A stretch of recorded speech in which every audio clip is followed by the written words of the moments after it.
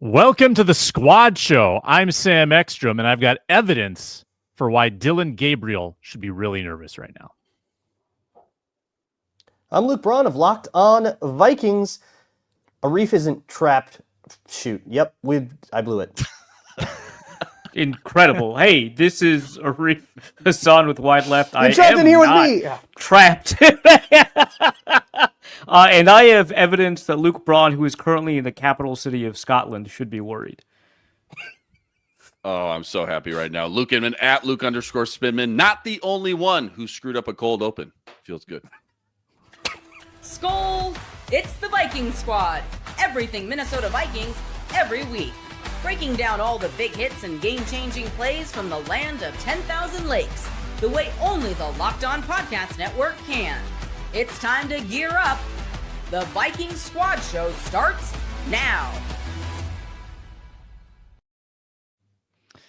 Hello and happy Thursday. Welcome in. It's the Viking Squad Show on Locked On Vikings, both on YouTube and wherever you get your podcasts, free and available. You met the crew. It's Vikings Talk for the next hour. We do this on Mondays. We do this after the games. We've got the Care 11 crew on Wednesdays. All the programming, all Locked On Vikings. Keys to beating the Cleveland Browns and the rookie quarterback Dillon Gabriel debuting on Sunday in London. We've also got quarter-ish of the season grades because you can't divide by prime number 17. So we're treating this as the quarter mark. Also, the return of our favorite segment, Crystal Ball. Math lesson for all of you game guys. Balls. Yeah, well, we could do the grades after the first quarter of the London game. It'd be the true quarter mark of the season. So we'll see how maybe the first quarter will change. We'll go live. We'll make the game pause. We'll kindly ask the people in the stadium, like, hey, we have a podcast to record, so if you could make this quarter intermission about an hour, that would be fantastic. Right. Yeah, because halftime is too far. Then you're into the second. Then it's no longer accurate. Right. Yeah, right. Then it's Quarter not, grades. Yeah. It's not true whatsoever. Today's show is brought to you by PrizePicks. Download the PrizePicks app today. Use code LOCKEDONNFL to get $50 in lineups after you play your first $5 lineup. News broke yesterday morning officially. Dillon Gabriel in, Joe Flacco out. Rookie third-round pick will be starting for the Cleveland Browns. Can't say I blame him. And Kevin Stefanski, who's really by all rights should be 0-4. Haven't scored more than 17 points. Joe Flacco is 40, and he looks 40. So this is a logical move for the Browns. They go to Dillon Gabriel, who is the all-time leading touchdown passer in his 6-year college football career. I think that final number kind of explains why. More than Bo Nix? More than Bo Nix to 6 years, too? More than Justin Herbert? Only 1 year at Oregon. I mean, he didn't have all the time that he needed there. UCF, right, he's not the Oregon passing Oklahoma, leader. He's right, the CFP college football. passing. 155 of them. This is a guy that can move. He's definitely a guy. He's a guy. No, he's a guy. Big guy. He's got quick feet. He's got some mobility, can throw, off platform a little bit. He's got some tools that Joe Flacco doesn't have. He is also a rookie. Here is the Brian Flores resume against rookies in his time. I knew you'd have this, Sam. This with rules. the Vikings. Against Bryce Young, 2023. 5 sacks, forced a fumble. Panthers scored 6 offensive points. 2 field Also, notably, Harrison Smith scoops and scores? Another diminutive rookie who doesn't have a ton of arm strength but does have a ton of mobility is perfect. It's just Bryce Young again, except third round. Perfect comp. Copy. Perfect comp. Yeah. Also, that later that year, Aiden O'Connell. Poor Aiden O'Connell. Sacked 4 times, threw a pick, did not score a point. Shutout. Well, yeah, but they only lost by 3, so it was a close game. So O'Connell Close had him game. in It the was game. really could go either way. 50-50. No regress. Braun, I think, came on the postcast that night and said, I hammered the under, which he nailed. So By the way, the over-under for this game is like 36.5. No, it went down 35 and dropping. Yeah. I was also at that Vegas game. You were at that game, yeah. Mm-hmm. Yeah. When it surrounded by Vikings and Raiders fans, and collectively we both, at a certain point, we were like, should we stay? Yeah, we were all like, we went from a little trash talk a little bit, and at a certain point we were in this together. just trying to survive. As JJ's getting in an ambulance going to the hospital. Like, We would rather play craps than watch crap on the field. Like that was your mentality at that point. Right. Like, yeah, let's get out of here. And then the other two rookies were Caleb Williams twice last year. In the Soldier Field game, held to 10 points until like late fourth quarter garbage time nonsense that actually forced overtime. And then in the US that Bank was Stadium crazy. Game, The garbage time got turned into non-garbage time. Yeah, that's a crazy sentence that is true. Yeah, it's true, 100%. Like the win percentage was like 98% for like most of the fourth quarter. So like that's accurate. They needed it an just sucked. onside. Yeah. Yeah, and similarly at US Bank Stadium, there was a lot of garbage time, did not turn into non-garbage time. Williams was sacked a couple times, lost a fumble, didn't score a touchdown until late in the fourth. So the 4-0 Flores record goes up against the rookie Dillon Gabriel. Any reason to believe, Arif, that it will change? I mean, part of the reason that they switched is the turnovers, right? Like that's the explicit reason that they gave. But also like, yeah. And so if you reduce the number of turnovers in the game, you change the field position for like the opposing offense, which I believe is why the spread narrowed, right? From -7 to -3.5, but also the over-under fell. Right, which it doesn't seem like if there's a perceptual upgrade at quarterback for one of the teams, you would think that the over/under would increase. But we're playing crazy ball. What I think is likely to happen here is that actually Dillon Gabriel is genuinely better than Joe Flacco. I think the odds of that are not high. They're like 60% as opposed to 50, right?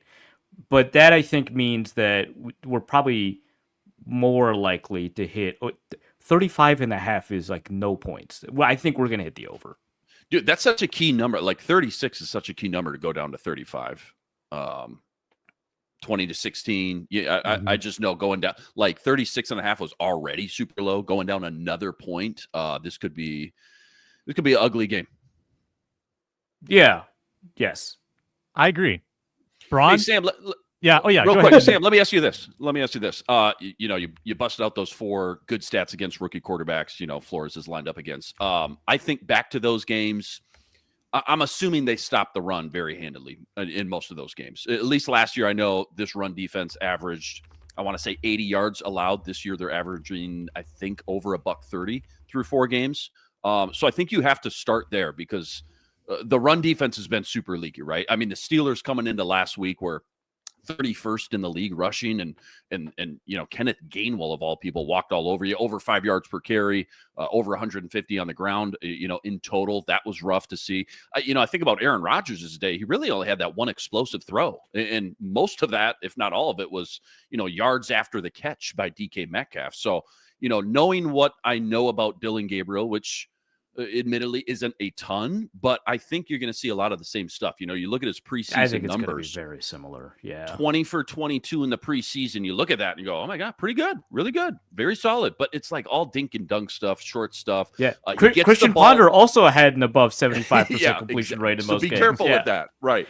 He gets the ball out of his hands super quick, or he has in the preseason, 2.5 seconds or less on average in those 22 pass attempts. So super quick for a young quarterback. I think what you got to do, though, you got to get back to, what you do best defensively, stopping the run, creating those 3rd and long scenarios. Remember in the middle of that Bengal game, they said on the broadcast that Vikings defense hadn't allowed a 3rd and 7 or more all year. Now, I think the Bengals ended up getting 1 or 2 of them, but that's where this Vikings defense and Flores get so creative and they dominate. But get Gabriel in those 3rd and longs, knowing he's going to want to get the ball out of his hands very quick, short of the sticks most likely, wrap up and tackle, get the ball back for your offense, and I guess cross your fingers, hope for the best. Yeah, Braun, I don't know what you've got on Gabriel. What I have on Gabriel, great feet, really good touch and accurate deep ball, if not an explosive arm. He can layer it in, he can drop it in, he's going to put it on target. Some read option possibilities probably in play with his legs. This is all based on the college resume. And when you play at Oregon, wacky things happen and it looks, maybe better than it will in the NFL. What's your read on Dillon Gabriel? I like looking at the Browns in general and why they did this. Why you would play right into all those stats you brought up at the beginning, Sam. famous struggles that young quarterbacks, let alone rookies, but young quarterbacks in general, second, third year guys too, have against the Brian Flores defense.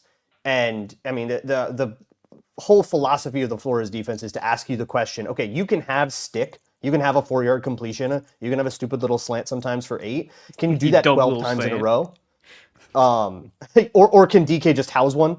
But like, can you do that 12 times in a row and you can get these big, long, plotting touchdown drives? But can you do that all day long consistently? And eventually you're going to make a mistake, and that's when the really nasty stuff is going to happen. So how consistent can Dillon Gabriel be? But I was just looking at this. I was talking about this with Spencer of Locked On Browns on the crossover. Kevin Stefanski is in his 6th season as head coach. They've had 2 winning seasons. They're on a 1-3 start this year. 2 playoff berths, no wins. And they're off to another pretty rough start. This to me feels a little bit like a hot seat move, not a like, ooh, he's so perfect for this matchup because he gets the ball out quickly. I think throwing out your rookie quarterback on an international trip against the least friendly defense in football for young quarterbacks is I don't buy that. That's like, oh, it's just about the turn-up. No, I think that there's a little bit of pressure from an owner that is kind of famous for putting that kind of pressure to start a young quarterback maybe before he's ready on head coaches for a coach whose seat might be a little hot. I will say this. I do think that he is probably a better option than Flacco, because I think Flacco's fallen off of a cliff, which, I mean, he's like 41, right? It was going to happen. But he doesn't have the arm that he had even last year. His accuracy is off. The ball placement is terrible. And so I think he's genuinely a better quarterback. But to Luke's point, the international element of this is super important because they're just not having as many practices. Like, I think one of the practices is essentially a walkthrough because they practiced Wednesday and then they flew out. Like, it's bad. Yeah, they flew out Thursday, right? Is that right? Yeah, they flew out Thursday. Yeah, but they're here. It doesn't matter. Okay. They arrived, I think, Thursday 4 a.m. So that's what I think is what happened. Either way, and I believe the practice today is closer to like a higher speed walkthrough than there's a practice. Either way, you're not getting your rookie quarterback a ton of practice. So I think that there's a hot seat element here, but I do think he is probably a better quarterback than Flacco, which is not, I think, saying anything. Like, I think this is not like... I think most bridge quarterbacks at this point would be a better quarterback than Flacco. And so I think that there are a lot of similar problems to the Vikings quarterback situation here, which, obviously he's getting rid of the ball quicker.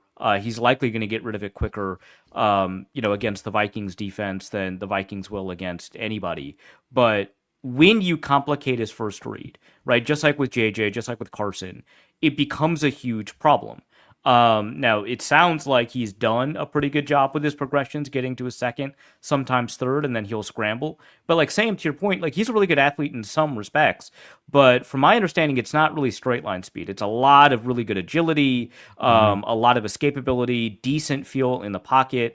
So I think what they're probably going to do is they're probably going to move the pocket, which they couldn't do with Joe Flacco. What they liked to do, what Stefanski has historically liked to do under the wide zone stuff, right, is to move the pocket on these boots. They just couldn't do that with Flacco. So I think we're going to see a lot of that. But I think that he's got better anticipation and accuracy. That's just going to be something that you have to deal with. And if Jerry Jeudy has the ability to not need to adjust to the ball, he can actually be quite a good receiver, right? So I think that's probably all going to be a part of what the Vikings are dealing with, and the fact that they have the ability to implement play action in a way that they haven't been for the past 4 games is going to make it a little bit more difficult for the Vikings defense to kind of adapt. So I think, yeah, there is probably a hot seat element here, but I also think this move does make sense in a vacuum. It's just the international element. It was going to happen eventually. It's just like doing it now is like the timing of it is questionable enough. But like to your point about time to throw, Arif, like that's what the Steelers did, and they moved the ball really efficiently at times in that game when Rodgers was getting the ball out quickly. The big difference is Aaron Rodgers doesn't need pre-snap information to figure out what a defense is doing because he's been in the league for 100 years. A rookie, needs every bit of information he can. And there's no chance he's seen any of the whatever's going on here. Yeah. Right. And you're never going to give him any pre-snap information. There's too much disguising. The defense is too good at moving around and too well coached before the snap for him to get that information. So he's going to have to process quickly at the part of the play where young quarterbacks struggle to process quickly the most, which is that first couple of steps where you're still focusing a little on your footwork, looking at the first read, still getting used to what the picture looks like. And now you're going to have to essentially do all of your question answering about what this defensive call is that you're looking at. You're going to have to do that on the fly. That's really, really, really difficult to do.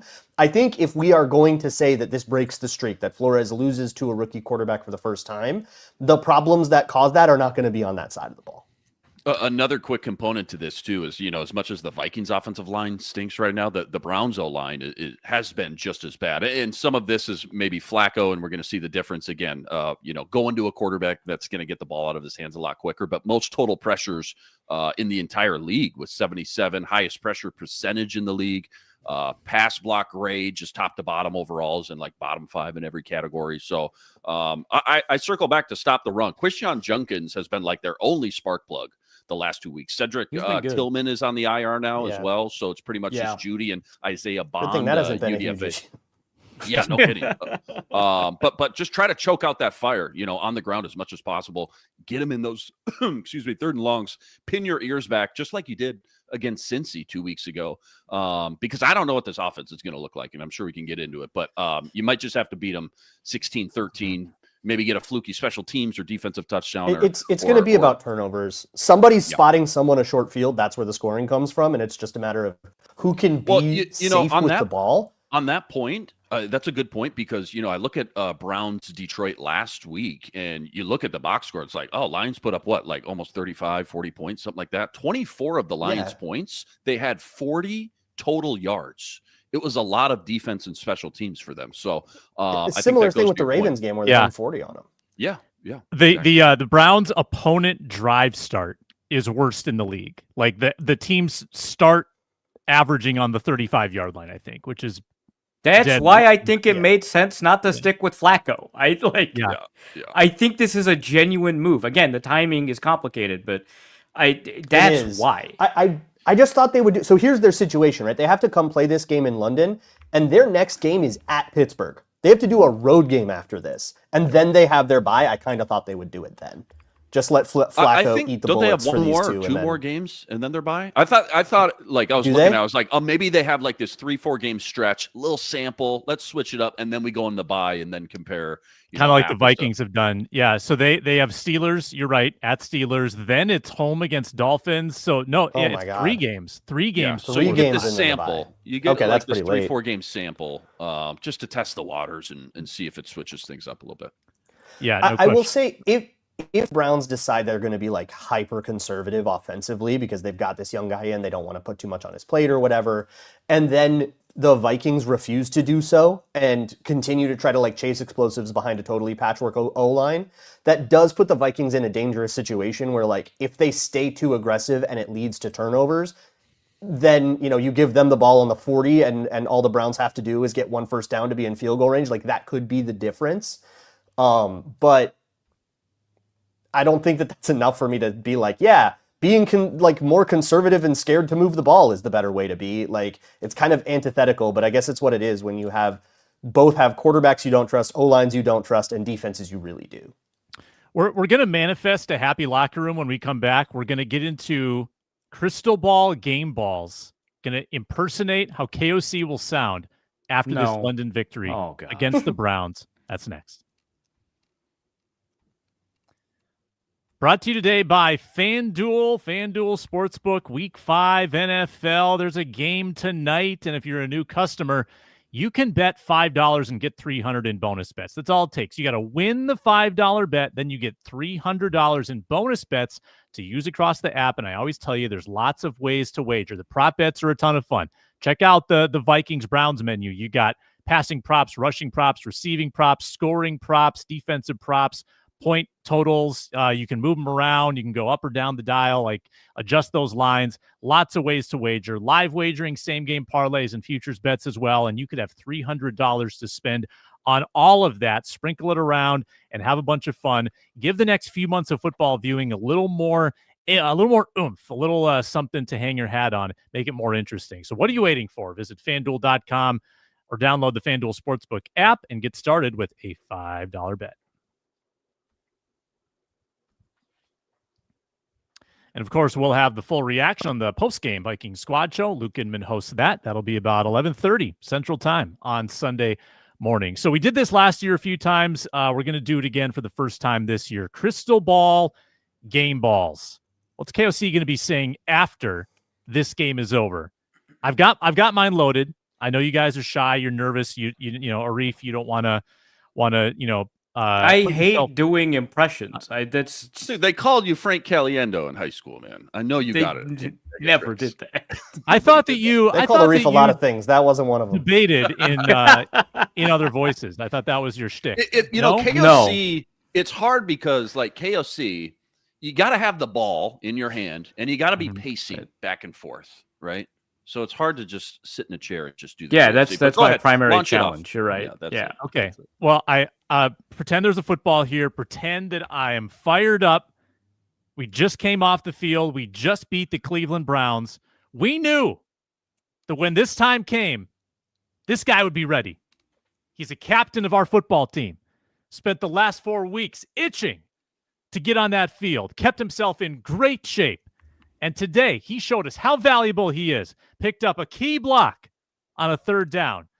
Ran for a key 1st down on 4th and short. Got us a critical special teams tackle when we needed it most. That's a classic one, yeah. So glad to have you back, man. CJ Ham. Where are you? Where is he? Where's CJ? Where is he? Where is he? CJ? I can't find him. CJ? CJ? Did we just manifest CJ Ham missing persons case? Oh my gosh. It's got dark. I like foreign country. CJ Ham's probably going to come back this week.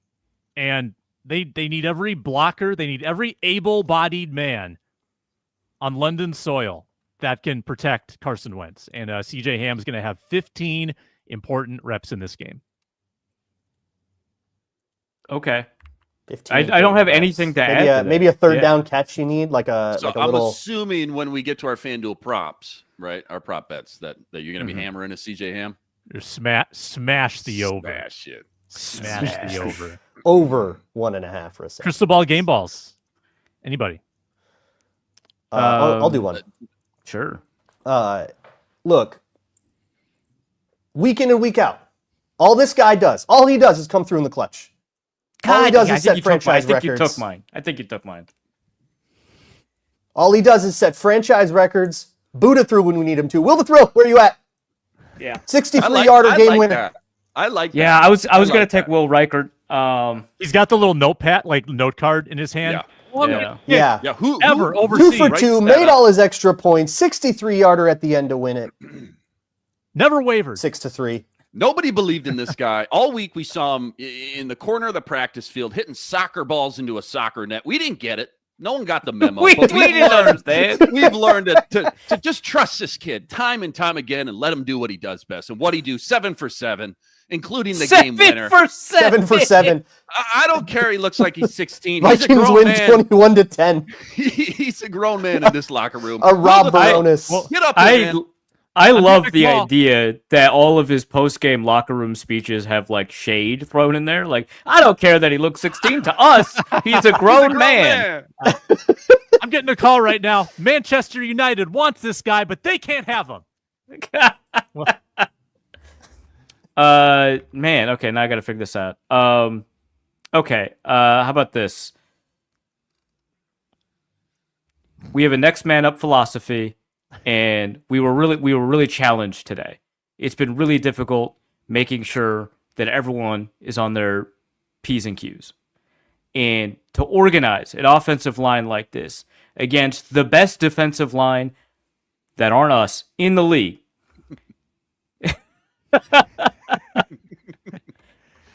is extraordinary. Joe Huber, where are you? Chris Cooper, get on up here, man. I thought you Yeah. were going Brandel. We don't No. play center. I have no know. idea. I think Brandel's probably the favorite to play center, but they were like trying stuff, right? Well, who's guard then? Is Hubert. Jackson's not ready? Oh, Hubert's guard. Okay. Well, then Brandel. Whatever. It's yeah.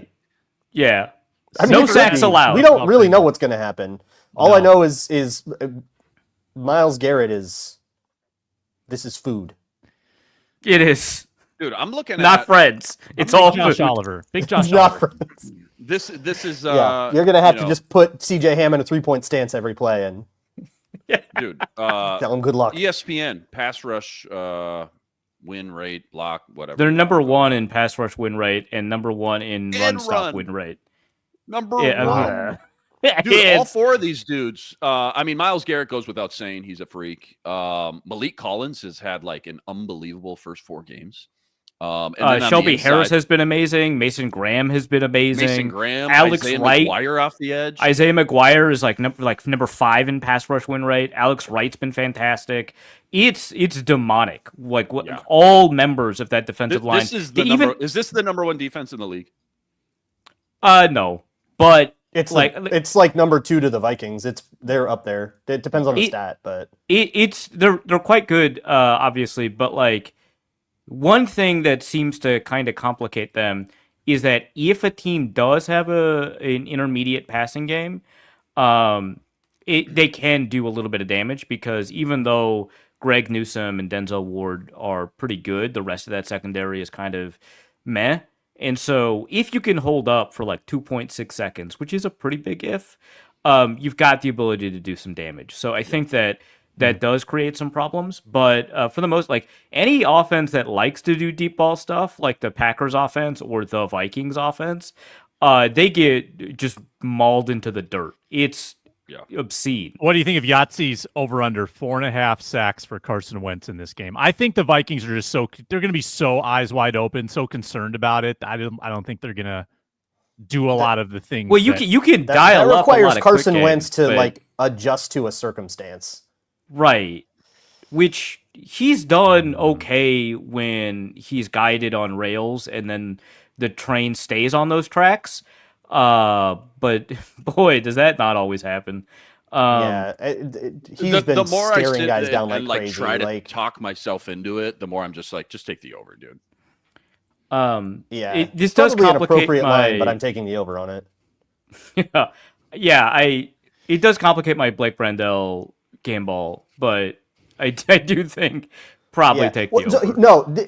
You're onto something because if the Vikings do win, 15-10 on 5 field goals, and the offense does a terrible job, but they win, it kind of doesn't matter because you can't there's not like an easy box score stat for that. And Kevin O'Connell would absolutely be like, "It was ugly, but you did it," and like give him the game ball. Right? Yeah. No. Exactly. Yeah. So it is. Yeah. He'll take 5 sacks, and the backup center will still get a game ball. In your final start for the Vikings, Carson for Wentz, limping game ball. In your final start. Macho Meach, can I find a guide? Can I get a guide to finding joy in this weekend's game? The season's been as unfun as last year's beginning was. 2-2. I think But it's a sad 2-2. It's like it's not even the saddest 2-2 of teams they've played so far. You know what? Right, what it feels like a little bit. Do you remember 2019? No. 2019's 2-2 start. Try not to. The vibes were bad. That was kill Atlanta, and then Cousins has one of the worst games of his life in Green Bay. Come back, kill Oakland, or maybe it was Las Vegas at that point. Gruden was coaching. I don't know. I think it was Oakland. I think it was still Oakland. I think it was Oakland. Then Last year, Oakland. Then you had the truth to all rumors game against the Bears. One of the worst offensive games the vibes were awful, and then they rattled off 5. And then they got hot. They went to 7-2. Kirk Cousins was apologizing to Adam Thielen, but not Stephon Diggs, and we're like, what is going on? And then they rattled off 5. Yeah. Scored like a 48 Philadelphia against Eagle tried to Philadelphia. trash talk Kirk Cousins, and it went so bad he got fired. Like they just found it. That's right. The Zach Brown debacle. He got cut for that game. Yeah, that was crazy. Vikings offense was as good in that stretch. There was like a Detroit game. There was a Philly game. There was a stretch under Stefanski that year where that offense was absolutely humming. Thielen's peak, Diggs' peak. Diggs kind of came back and actually played pretty hard that year, even though he was on his way out and mad. We've got Ron Johnson next. He's going to help us with quarter season grades, offense, defense, special teams, and coaching. That is next on the Squad Show. We're brought to you today by Gametime. NFL season is here. It's week 5, and there's nothing better than being in the stadium surrounded by fans cheering on your team. Maybe you're surrounded by some of your own fans, some of the opposing fans too. That kind of creates kind of a fun environment. You're probably going to have that when the Vikings and Eagles play at the bank in a couple weeks. Eagles travel well. Eagles might be 6-0. That's going to be an awesome game to be in the stands, and you can easily get tickets at Gametime. You can skip the login screens and the hidden fees. Gametime takes care of everything for you. Often the prices are going down before kickoff. You get a good panoramic view from your seat. 100% authentic tickets delivered on time at the best prices. It's fast, it's cheap, less stressful than other ticket buying methods. Download the Gametime app, create an account, use code LOCKEDONNFL for $20 off your first purchase. Terms apply. Again, that's promo code LOCKEDONNFL for $20 off. Swipe, tap, ticket, go. Download Gametime today.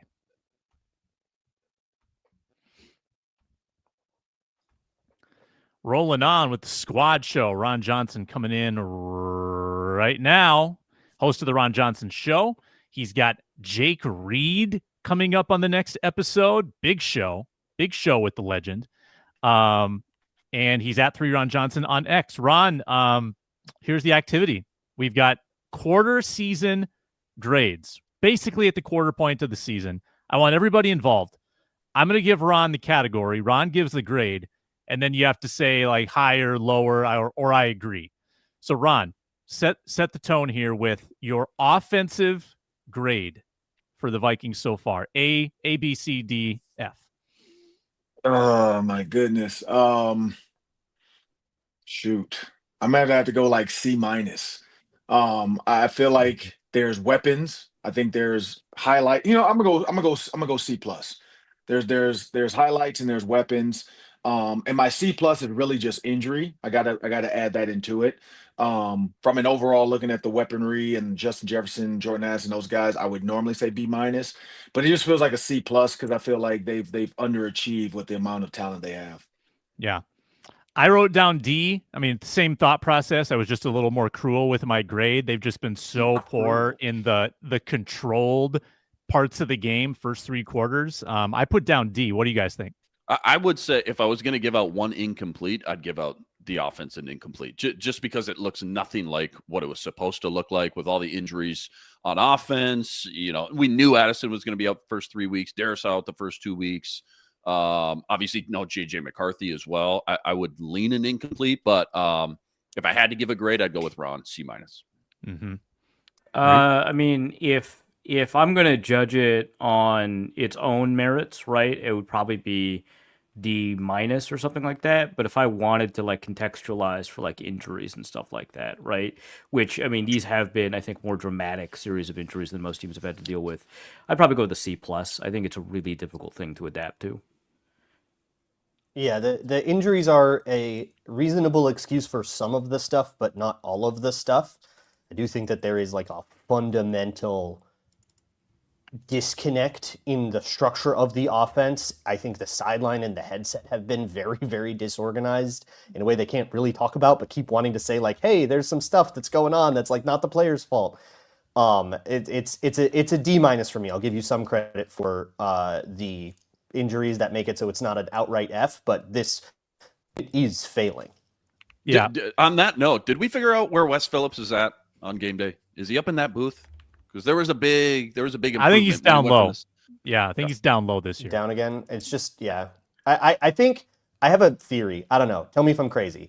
I think Kevin O'Connell's just talking to the quarterback too much, and it takes up a bunch of time. He's trying to Josh They Dobbs are- it and like taking up all the time, and he needs to like maybe chill out a little bit.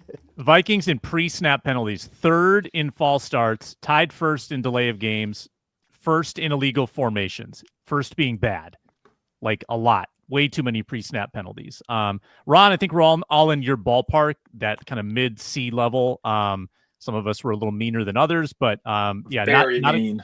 not a Very great mean. offensive grade. Yeah, How about I'm defense? just giving less credit. Defense definitely a little more of a crapshoot here because of kind of the run stopping issues. Where you got the defense?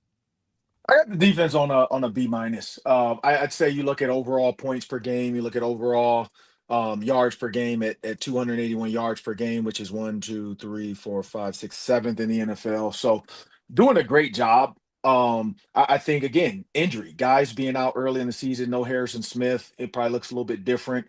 The Steelers game, I don't really know the answer to some of that stuff that happened in that game, but I'd say B minus. Mm-hmm. That's exactly what I have. I'd go a C, maybe if not even a C minus. Now, again, injuries again, Van Ginkel and Cashman, I think are looming very large. We knew Harrison Smith was kind of iffy going into week 1, maybe missed a little bit more time than we thought. Even when he has played, he's only played about a third of the snaps. But it's just the run defense for me, which always sets up everything for Flores in those 3rd and longs and in the past. Going from 80 yards rushing allowed per game to $130 is just super staggering. And that's with only allowing 9 yards to Chase Brown versus the Bengals in week 3. Yeah. Two games, really poor run stopping, 2 games with virtually no takeaways either. That hurts. Yeah, I will give it a solid B. Statistically, the Vikings defense has been significantly better than it feels like the Vikings defense has been, because they have, let you move the ball a little bit. But then if you look at some of the, I'll call them explosive defensive plays they've generated, like the Isaiah Rodgers supernova and stuff, that buoys it a lot statistically. I don't think I can look at this and say it has been a below average performance on the season. I can't go like C or C minus like that. So I'm going to give it a solid B. I think the injuries explain a lot more of the defense's problems than injuries explain the offense's problems, even though the offense has had more injuries. That like the problems in run defense are like super directly, they miss Blake Cashman. You can't really do anything about that. But so I'm giving the defense a little bit more credit for dealing with backups and what they've been able to do, and the fact that they have been able to shut down some offenses pretty well, especially the Bengals, which, yeah, they had a backup quarterback, but like, man, that's still Chase and Higgins, and you pretty much made them non-factors. Like, I think I just give the defense a lot more credit, so I'll give them a B. Well, even the Atlanta game, too. I mean, they got gashed on the ground all night up and down the field, but they got into the red zone, and Michael Penix was just absolutely shut down. And again, we're talking about, since he was a backup quarterback, Penix, only his 4th, 5th start at that point. But there has been, I don't know what I give it a C. There has been It's a good stat in the chat from James Kunow. If you remove plays with 2 turnovers, they're 6th in EPA per play. Yeah. It feels so much worse than that. It's wild different the vibes are. If you take a look at it from success rate, they're 13th. That's why the vibes are bad. Because from play to play to play, it feels like failure. And then so I'll say to me it's probably a B minus. I'm not as concerned about the run defense. We did just publish a piece about the run defense over at WideLeft.football, and kind of investigating kind of what the issue is there. I'm not as concerned about it. Obviously, it was a huge issue against the Steelers. It was a bit of an issue against the Falcons. It's mostly because of the how they've performed against the pass, and it seems like they're making strategic choices specifically to be good against the pass, and I'm comfortable with that. But like when you do that, you can't make mistakes, and they make mistakes. Not a ton, not explosive mistakes, but mistakes tend to be really significant, and so I would say that the defense is good. Obviously, it's good, but I just think that given the investment made in the defense and the choices that they've made there, I would expect it to be better. And so maybe I'm grading them too harshly by giving them a B minus, but 13th in success rate. I would say to put a bow on this, they haven't really faced a murderer's row of quarterbacks yet, and they're about to. Yeah, that's part of it too. They have faced Caleb Williams, second year. Got a lot of work to do. Same with Michael Penix. Jake Browning has shown that he's kind of gone the wrong way. And then Aaron Rodgers is not who he used to be either. So they were supposed to face Burrow. They might not face Lamar Why too. not What, face what Lamar? week, what week do they have Baltimore coming up? Is that after Philly? No, it's Chargers after Philly, I thought. Oh, so the Ravens are kind of. Or is it Ravens after Philly? Stretch. I know they got the Chargers on Thursday night. On this 23rd. Ron, Ron, you're right. You're right. Ron, Chargers, where are you Lions, at Ravens. with special teams, Ron? What's your special teams grade right now? Ooh, I'm gonna go. You know what? They haven't had any kick returns big against them, punt returns against them. They've blocked a punt, so I'm gonna go with B plus. I'm gonna say like Miles Price is my big one. Like Miles Price, I think is given a lot on that punt return game. So, and you know he's always got a big play like 40-yarder, 50-yarder in him. So I'll give him a B plus on that. Yeah, I think they've been good at the important stuff. The punting's been pretty good from Ryan Wright statistically. And the field goal, 62-yard62-yard field goal. So yeah, Wright's had some great moments. Some explosives in the return game. They like you said, blocked a punt. I think some dumb penalties along the way, but yeah, A minus for me. Yeah, I'll go. 55 yards. I was just gonna say I'll go B plus. What did Mike Tomlin call Boswell? Call Boz? Cold-blooded assassin? Serial killer or something like that? Yeah. Okay. All right. What? Yeah, he called Chris Boswell a serial killer. First thing he said after he hit a game winner, walks up to the podium. Boz is a cold-blooded serial killer. Yeah. Someone nothing should like look a good into Lucky that. Charms to be Yeah. killed. Hey, with the That's an interesting. Yeah. Anybody got the authorities on the line? Yeah, so 55 yards in penalties, and they haven't been able to produce the kind of explosive kick returns that we're seeing a lot around the league, and those are a lot easier to get this year. So it's difficult for me to give them an A. I probably B plus A minus, somewhere in there, pretty close to where Ron put them, just because the punting game has largely been quite good, and they haven't allowed any big returns. That's huge. The kicking game has been fantastic. The kickoff coverage has largely been quite good. But I want to see more explosiveness when they receive the ball, and I want to see fewer penalties, which it is a pretty big penalty problem. Mm-hmm. Ron? Yeah, the penalty problem, and then I think there have been some gaffes in the return game. Taking one out that Miles Price shouldn't have taken out, or just not hitting the crease the way you would hope, not really getting all the meat that's on the bone. You've had some shanks from Ryan Wright and stuff, but like you've had just as many good moments to overturn that, especially in the kicking game. The Isaiah Rodgers blocked kick from last week. It feels like for every good moment, there's like a bad moment to cancel it out. So I'm just going to go with a dead even C. Oh, wow. The Russian judge over here. Man. Yeah, who was it? Aren't they a sad 2-2? What are we giving them all A's? His Pats on socks the back? didn't match. Points deducted. Maybe don't get destroyed on Sunday Night Football then. His mouthpiece wasn't the same color as the rest of the team. Deduction. Last one, Ron. Coaching. Ooh. Okay. So, I agree with Luke Braun on this. I know, right? Hell is frozen over. There is way too much going on in the headset. So, from a defensive perspective, I think Brian Flores did a lot with missing guys. Not having Harrison Smith back there to get the DBs lined up. Assuming that Josh Metellus was going to be able to take over, you're missing a Cam Bynum. I give the defensive coaching more like a B plus A minus, because I think they're doing what they're supposed to do. The rush looks great. Offensively, way too many procedural penalties. Way too many times they're coming to the line of scrimmage with 11 seconds. If you do the math, you always should come to the line with at least 14 to 17 seconds in order to understand what the defense is going to do. He is real wordsy. If you watch when they mic it up, and you can see him, well, you guys maybe can't see it, but when he's mic'd up, he's talking, and it's not just the play, it's the alert. And I think the additional alert calls are what's making the play, because the play is already long sometimes with the kill to play, plus then the alert. There's a lot going on in the headset, and that's the only thing I wonder is that the reason why they're coming to the line of scrimmage at times? The offensive line is jumping because they're like, oh shoot, we got to hurry up, and they're expecting a snap, and the snap doesn't happen. That could be part of it. Secondly, I just think some of the play calls are way too long developing, in my opinion. Special teams coaching, I think, is an A. Coach Hatt's doing a great job. So overall, cumulative grade from a coach's perspective, I got to go B minus. I think Kevin O'Connell right now is a little bit like at times out coaching himself. Some of these play calls could be a little bit simpler, could be a little bit quicker hitting. You got two of the greatest weapons in football right now. And it showed against the Steelers, but still just some of the stuff is just too long developing. Mm-hmm. I gave it a dead even C for most of the same reasons Ron stated. Don't need to repeat any of that. Inman? Yeah, I'd go Flores B plus. I'd go KOC D plus right now. Just compared to our expectations going in. You didn't like his quarter zip, I bet, huh? I didn't like the quarter zip, man. No, I go off color. No, I don't like that. I don't know if KOC is blabbing too much into the headphone. Maybe not. Certainly, if he is, that's an issue.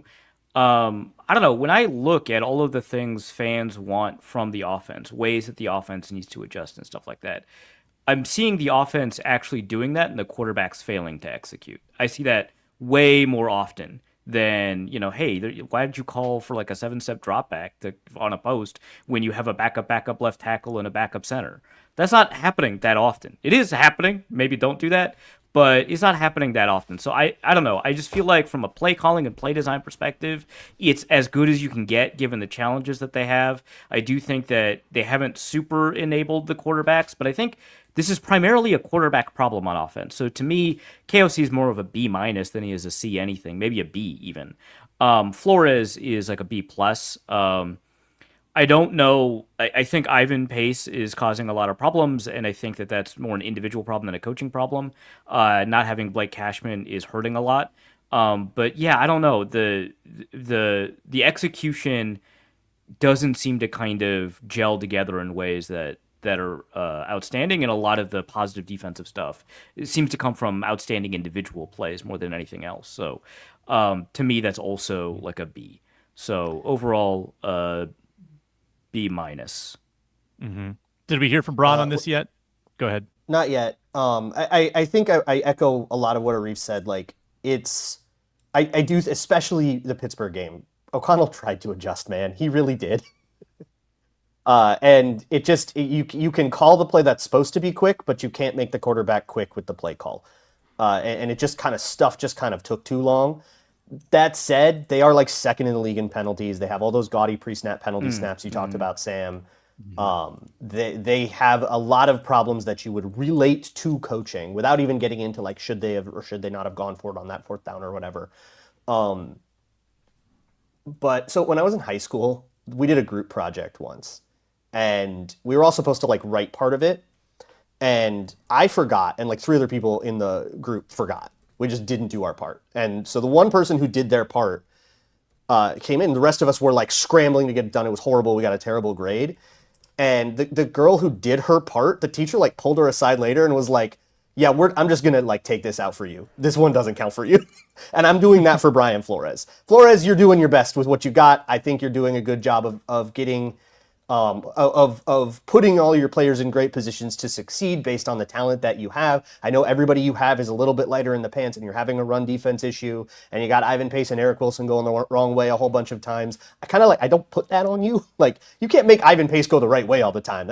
No coach can do that. That's just who he is. Yeah, I feel like there's a ceiling to how coachable every player is, and I think that they've kind of reached that. Yeah, with some of so these like guys. I'm taking this out of Brian Flores' GPA and then giving it like a C- or a D+. I think the coaching has some really big issues, and I think just in general, they cannot continue to play as well as they have played and expect to go anywhere this season. The improvement needed. I'm writing it in red pen on the top of the essay. Come see me after class. Correct. Yeah, needs improvement. To punctuate the segment, Ron, the Vikings will beat the Browns if ... What needs to happen? Ooh, the Vikings will beat the Browns if Joe Flacco plays. No, if I'd say the Vikings beat the Browns if they can keep Dillon Gabriel confused. If you look at his stature, he's not a tall kid. The biggest thing he likes to do is get out of the pocket.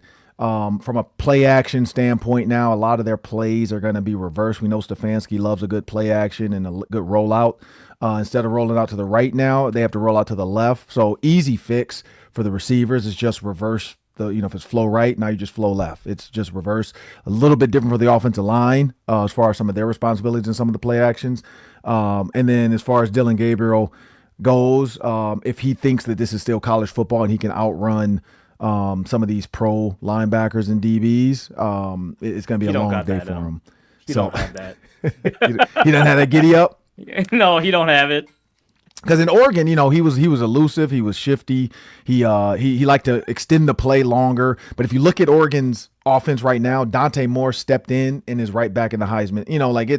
It's just a factory over there of offensive production for receivers and the way they play. The funny thing is when they all go to the NFL, their receivers rarely transition well because they don't run real routes half the time.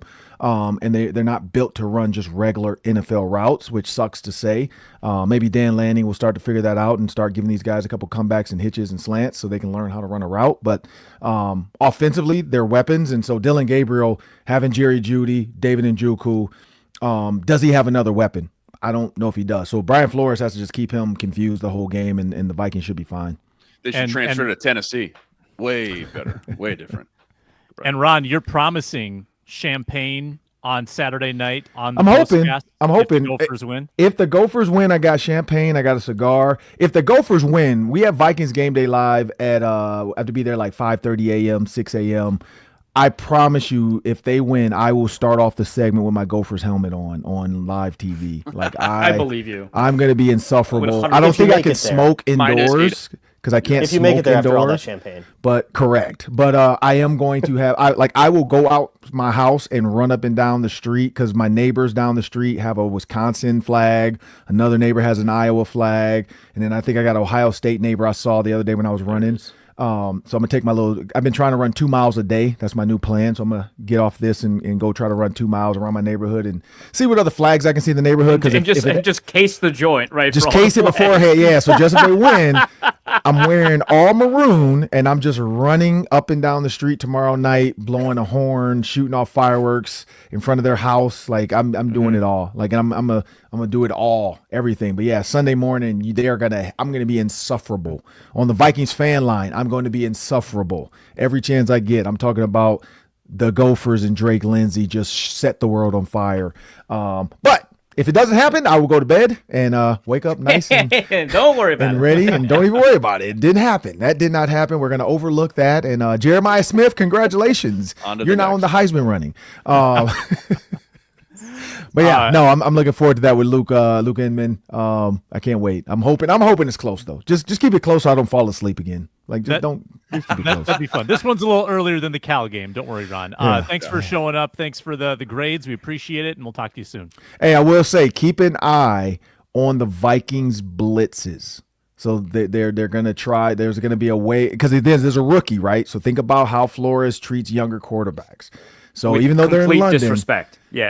I don't know about disrespect, but just like I do. It's everyone on the line of scrimmage every play, and you can't figure out who's coming and who isn't. Maybe Dallas Turner and Grenard right next to each other. Just keep an eye on it. Yeah, just maybe. I'm looking forward to it. It's going to be exciting. Okay. I am too. That's a good if tip. Dallas Usually plays, your tips come to fruition. Out with an Ron, illness. so hope they do. And I'm watching that game from my daughter's softball. She's in state tournament this weekend, so I'll be hopefully walk-off Grand Slam game winner last week, right? No, that's my younger daughter. My younger daughter had the walk-off Grand Slam. Oh, there's two softball. Two prodigies. Yeah, there's two. The younger one is actually here's the crazy thing. They're 10 and 14. My 14-year-old is like 5'5", average height for a girl. My 10-year-old is 5'6", 130 pounds. She's an absolute brute. So she hits the ball a mile, and she hits it hard. So yeah, both of them are pretty good. Do they like card her at games like, hey, are you the age? So at 10U, yes. I've had parents make comments before. Like last year, somebody made a comment, and I was like, "Dude, she's only in the 4th grade." Because they were like, "Is she a 6th grader?" I was like, "No, she's a 4th grader." And they're like, "Wait, what?" I was like, "Yeah, she can come back again for 10U." So yeah, she's way bigger than. And then basketball, same thing. She's a bully. She's way bigger. She's good. She's 15 to 20 rebounds a game. She's just punish stronger. the other kids for trying. Oh yeah, she has some Wyzetta parents. I got followed to my car by some Wyzetta grandparents. because That they sounds were about right. so mad that my daughter hit the game winner to beat them, and they said I purposely made her the star of the game. I was like, or maybe your granddaughter should have just tried to stop her. Like, it's not my fault she scored 24 points. Like, why is that my fault? Like, I didn't tell Purposely her. made her the star of the game. Yeah, that's what. Oh yeah, they said I You mean by put my coaching? daughter. What? Yeah, they said I put my daughter on a pedestal, and I forced her to score 24 points. I was like, okay, She made her shots, right? I don't Exactly. How is this working? no idea. I was so confused. They were mad. They said she was offensive fouling because she was backing the girls down under the rim, and the refs weren't calling it. It was just crazy. It was Tell those 10-year-olds they got to lift. it was crazy. It was crazy. Yeah, come on. What is this? The 2000s with And here's what's crazy. She's from that season last year. Now she's 4 inches taller and like 20 pounds heavier. So good luck. to you Good fifth luck. graders. Like I'm looking forward to it. get out the way. That's She's great. she's like what's her name? Asia Wilson. She's just tall. She's a strong, tall, like gets them out the way. Like can't be mad at her. But those grandmothers were. but they found a way. Yeah. I told the granddad, he said something too. I was like, man, don't make me take your hearing aid out. Leave me alone. I will remove you from this conversation. Shots fired. Ron, you're the best. Appreciate you, man. Appreciate Thank you guys. Yeah, we'll see you. I've got a winning max bet to make when we return. And we're brought to you by Mazda today. They craft cars for those who do more than simply move. Mazda delivers confidence with every ride, with more IAHS Top Safety Pick Plus awards than anyone else. You can feel the Japanese craftsmanship in every detail, metallic accents, Napa leather upholstery. And it's just those little rides that you take day to day where you say to yourself, man, this is nice. I'm in a Mazda. All-wheel drive standard, every crossover SUV. Drive with confidence in every season. Season's changing right now in the Twin Cities. Mazda gets you through. Like our players, we sweat every detail because when you make every move count, impossible becomes irrelevant. Mazda, move and be moved. Here's where we stand. 2025 betting contest. Arif Hasan, big lead. He's 6-2. He has $1,829 off his mythical 1,000 to begin the season, so he's $829 in the black. Luke Braun is $1,383. He's 4-4 overall.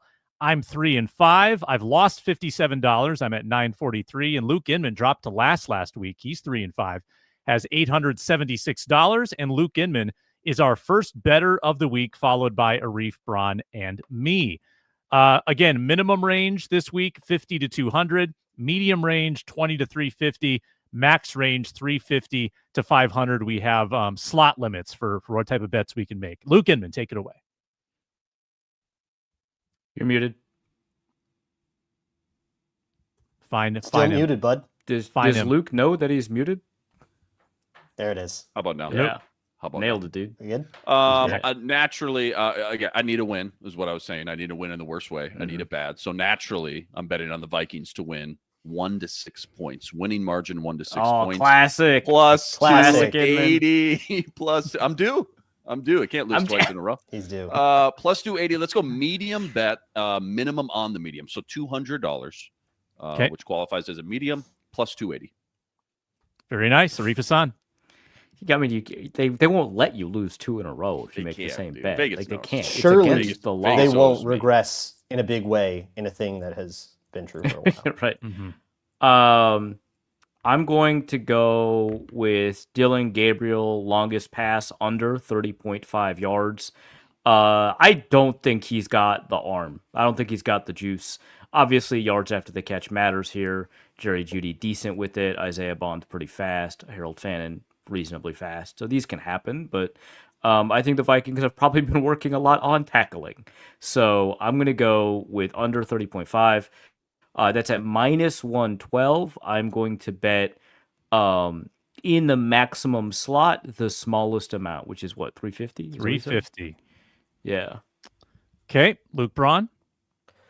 I might need to ask one of you for help looking one of these up because I can't do it on my little travel setup here in the hotel. That's right. Usually they have something like both quarterbacks to throw an interception. prop or something like that. So it's either in game specials or in a passing prop. Okay, it's not in passing props. Let me check. We could just construct the parlay though, if there are interception parlays. Or Yeah, if there are maybe. interception props. I'm not even sure it's in passing props.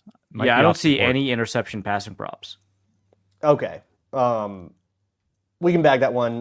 What's TJ Hawkinson's receiving line? You said it's like 29 and a half. 29 and a half. Boy, that's really low. I want to take that under though. I don't even know how many routes he's going to run. Yeah. I'll do something more normal. I'll take Wentz over 1.5 interceptions. Oh no, there's no interception props. That's at all. not on the board. It's not on the board. All right, fine. I'll take the Hawkinson under. Okay. Under 29.5 Hawkinson yards. We've got, I assume, a minus 114 on that. Yep. And what's the dollar figure?